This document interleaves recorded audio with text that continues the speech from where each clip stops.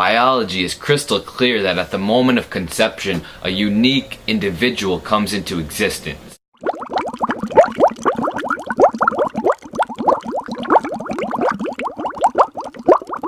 Hey guys, what's up? It's Will. Today I'm going to be talking about abortion and my rationale behind why I am pro-life. Right now I'm going to tell you about one of my favorite quotes regarding this matter, and it's as follows. Everyone who supported slavery was free. Everyone who supports abortion was born.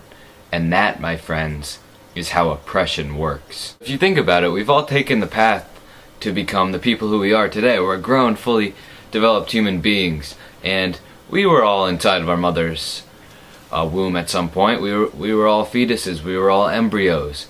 And to think that we could have been aborted is something that amazes me. And I mean, I could have been aborted and not have been given the opportunity to enjoy this life, enjoy this planet, enjoy everything about it, the joys, the pains, the ups and downs. And to take it away from these potential lives is such a powerful thing that we control, and it's really our obligation to be pro-life and to give these babies a chance at living, because they are just as human as we are. Now, if you think about it, every single one of these babies could grow up to become the next Martin Luther King Jr., the next Rosa Parks, the next Albert Einstein, the next Dr. Seuss, the next William Shakespeare, the next President of the United States, the next person that makes a huge difference on this world for the better. And to take these potential lives, these fetuses, and to destroy them, destroys everything that they could be. And that's something that really upsets me, because these fetuses are not just something to throw away, to trash, to put in the garbage. They're something to value. They're something to take a hold of, and to say they're gonna grow up, they're gonna be just like us, they're gonna experience the hardships and the downfalls, but they're gonna get the chance to live life, and that's what it should be all about. Right now I'm gonna give you some data regarding the evolution of a baby inside the mother's womb. And at 5 weeks, the baby's heart starts beating. At 10 weeks, some vital organs form, such as the brain. Then, at 22 weeks, the baby can survive outside the womb. I'm going to give you some facts regarding percentages of abortions in America.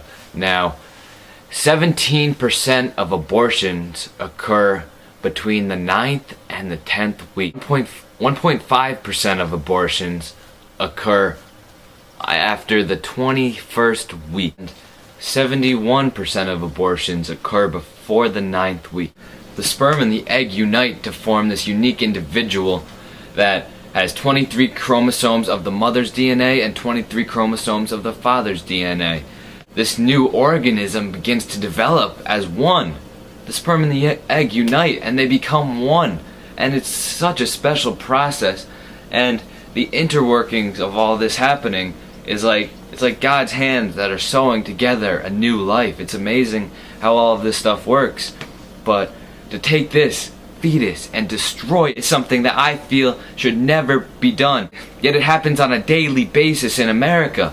We need to stop justifying abortion, because there really isn't any justification for it. People say, oh, women have millions of eggs that never get fertilized. Men have millions of sperm that never get fertilized. These could be potential lives. Well, no, they never were potential lives because they never were fertilized. Once they're fertilized, they form this organism that is a life. It is something that is not just an egg or a sperm. It's something that's a combination that will eventually be a human. Mother Teresa once said that it is a poverty to decide that a child must die so that you may live as you wish. Surely it is a sacrifice for women to have an organism growing inside their stomach for 9 months, for 40 weeks. But also, it would be much of a worse thing to do if the woman would abort the baby just for her own personal desire. In the long run, this baby will benefit tons of lives by the joy it will bring to the parents and the grandparents. And one example of how this new baby will bring joy into someone's life is shown through an E60 special that I saw on television once. There was a woman and a man, and they knew that the baby inside the woman's stomach was going to develop a form of autism. And the husband, he wanted to have the baby aborted. And the wife grew up in a southern, ultra-Christian background, and she wanted to keep the baby.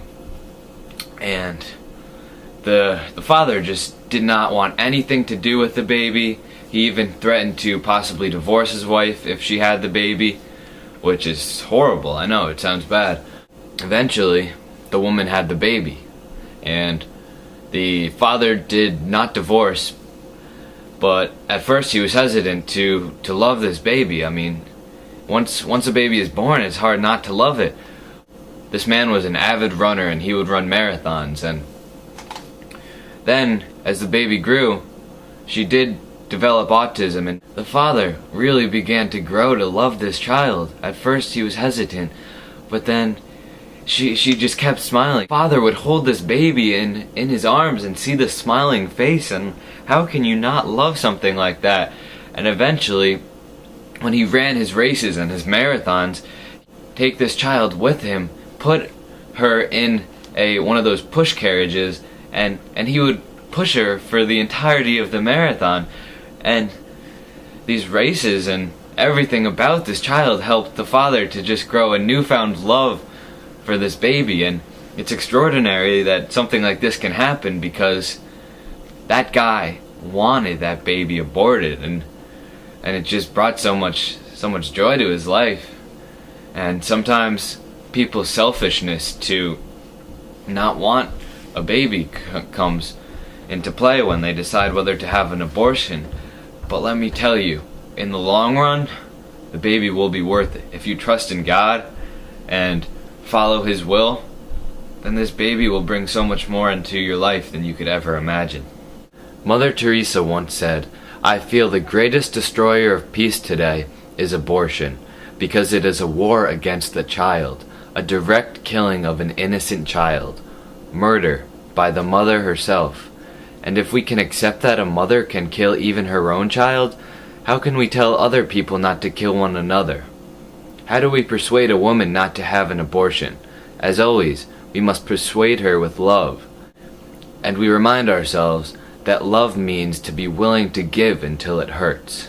Well, for sure it's not an easy thing to do for a woman to carry this baby, to handle a job, to handle a relationship, to handle so many different things going on in your life. But I love the quote by Mother Teresa, because love is painful. It's tough to love sometimes. It's tough to put others in front of ourselves.